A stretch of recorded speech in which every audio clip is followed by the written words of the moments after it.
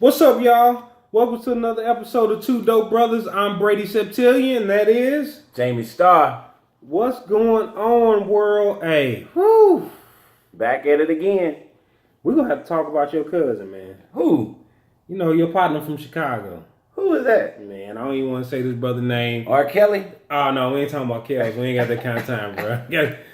Kanye West? Mr. West. Wake up, Mr. West. Wake up, Mr. West, boy. You woke, brother. You were very woke. On what? I have no idea. What That's you right. woke. And every time he talks, I think he's waking up all of us. Bro. He even starting to sound like Trump. You know how Trump be talking?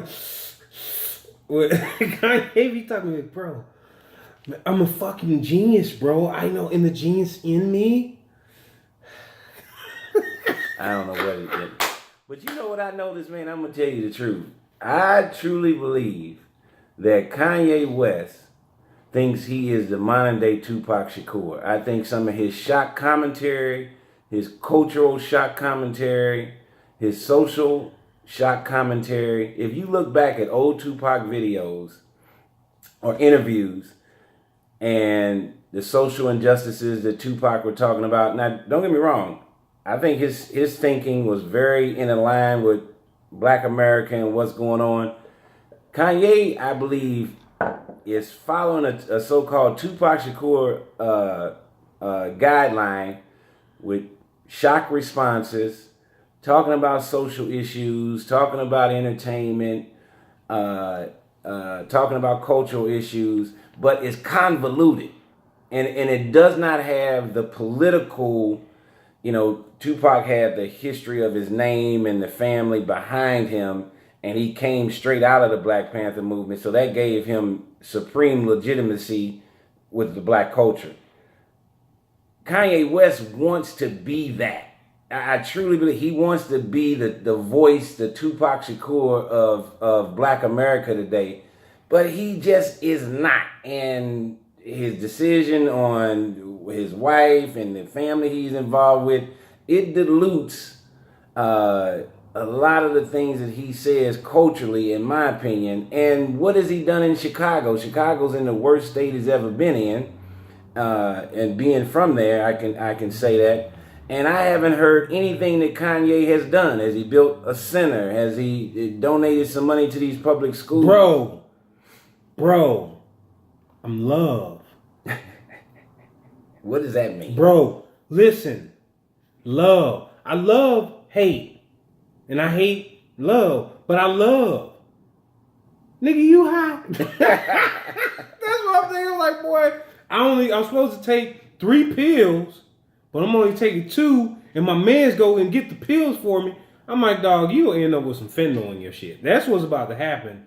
Because he's clearly out there, and I understand what he's trying to say. I get what he's trying to say about slavery being a choice, the mental side of it, and the mental ramifications years after.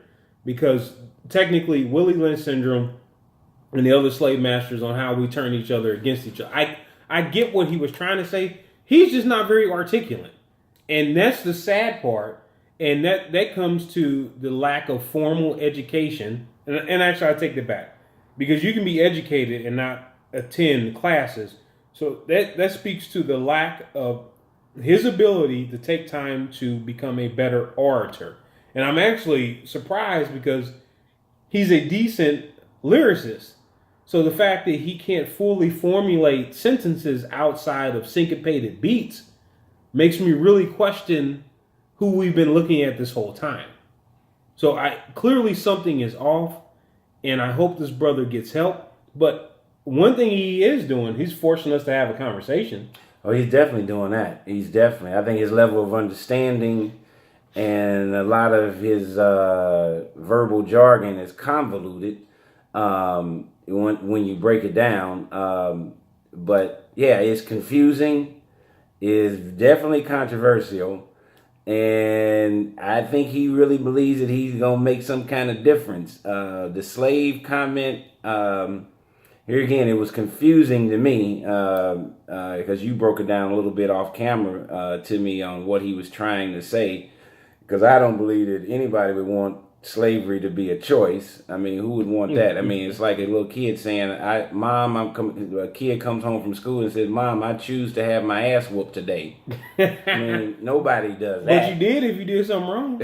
Well, you denied. Well, you denied that you did something wrong. I did this, so I choose to get the dad. But you don't walk in the kitchen and say, Mom, I'm getting ready to pull my pants down, and here's a belt, and whoop my behind for 2 minutes because I messed up in school today. So nobody chooses pain, suffering, degradation, and death, rape, and pilfering your entire country and nation and continent of Africa. So that statement is a little bit deranged to me. But I don't know. What do you think, bro? Love. I didn't mean to offend you, brother. If I offended you, man, can I hug you? I'm gonna say, Negro, how many people you gonna hug? You gonna hug the wrong. And the dude was finna steal him. If y'all didn't see the TMZ interview, you gotta see it. Dude was finna piece him up when he went over there to hug him. Oh, he went over there to hug him? He went over to hug, bro. Bro's like, dog, man, I ain't messing with you, dog. But come over here playing with me, man. You know, just dog, bro, with love. So the brother on TMZ was not was the light upset. skin one with the dark skin. Yeah, that speaks pretty good. Yeah, he's like, man, I've defended you for years when you've been wilding out, but you done fucked up now, Kanye.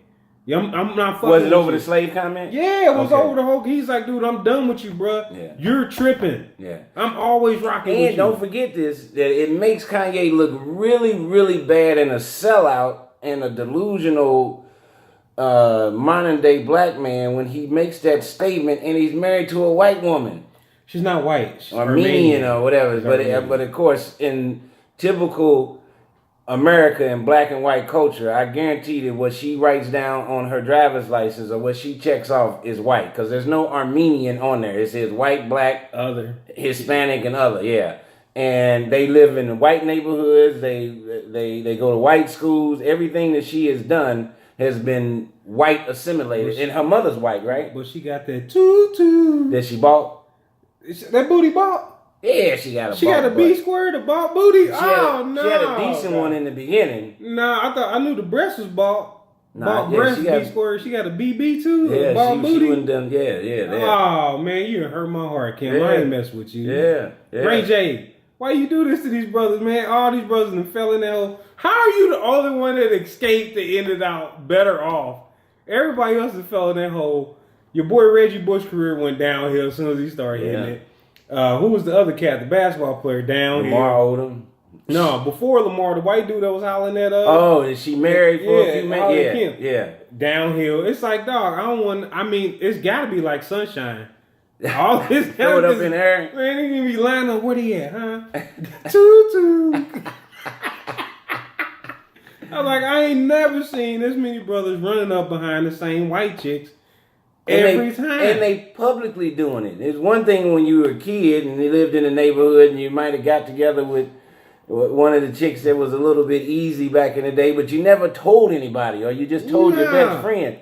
But you don't get on public television and you know, you're marrying them, you're having babies with them, you end up on drugs and freaked out, and it doesn't make any sense. And all of these distractions, I think, is killing his creativity as a musician. Clearly. Now I'm gonna tell you, Life of Pablo, I don't care what y'all say, that was his best album in a long time. I hadn't heard it. I hadn't heard it. Hands down. That made me start messing with him again. But I always knew something was wrong. Something was wrong with him on the first two. Y'all keep acting like he hasn't been like this, like he just changed after his mama died. You can see when somebody wild in their eyes. You think he had traumatic brain injury like the football players from the car accident? Hell yeah. Maybe he was crazy as a kid. But tell me this, what do you think about does Kanye, even Common for that matter, but Common doesn't make these public crazy statements like Kanye is making. Kanye made a comment about Barack Obama. It wasn't nothing because he didn't do anything for Chicago. Is there any fiduciary duty for Kanye to do things in Chicago? And maybe he's doing it and nobody knows about it. But he's such a public person and such a vocal person that if he donated $3 million to the Chicago public schools, I think he would be telling the whole world. Yeah, do you think he should be doing anything in Chicago, being from there, and all the stuff that's going on? I can't tell you what to do with your money. Okay, I've done a lot of philanthropic ventures over the past, just because I've been a benefactor of scholarships at some point in my life. So I've always believed in giving back. I can't tell him what to do with his money. The problem I had when he popped off at Barack was, dog, there's an easier way to do that. If you felt like he wasn't doing enough, why don't you put your money up in something and then do a quote-unquote challenge and put it on the internet? Hey, I challenge President Barack Obama to either show up to this event or put some money behind this event for Chicago. That puts the ball in his court, and you're putting your money up too, and you ain't just popping off at the mouth because, yo, you out of pocket, dog. Yeah. Real talk. And even Chance the Rapper, I don't know if you know this, Chance the Rapper donated $1 million or a couple $1 million to the Chicago public schools. I think they divided up to like 10 schools or something, 100,000 per school. And so that's a great thing. Yeah. Kanye's been out here a lot longer, and but he was in debt for all the his gal. I'm flying over. I'm young and I'm alive. Ooh. I just booked a private jet to fly over personal debt. Ooh. Yeah. But he got that money from his gal to pay it off. Okay. But this goes back to what we talked about black wealth and money. A lot of us are first, second generation, mostly first generation money. And we will get into a business we don't know anything about. Yeah. And instead of having a partner, for example, if I'm going to get into clothing, which I think is just the most ass backwards thing for a black entrepreneur to get into. That's my personal belief. But I'm not going to do the clothing by myself. I'm going to try to do a joint venture with a company that's been around for 40, 50 years. Because they probably have all the textiles. They have the stuff set up. I'm just bringing my money and my ideals and my vision to partner with somebody who's been down that road. And going into something by yourself, you're going to fail forward. You're going to have a ton of turbulence to figure it out. Why even go through that? Even Master P, when he started in music business and got that 80-20 deal, he still had a partnership.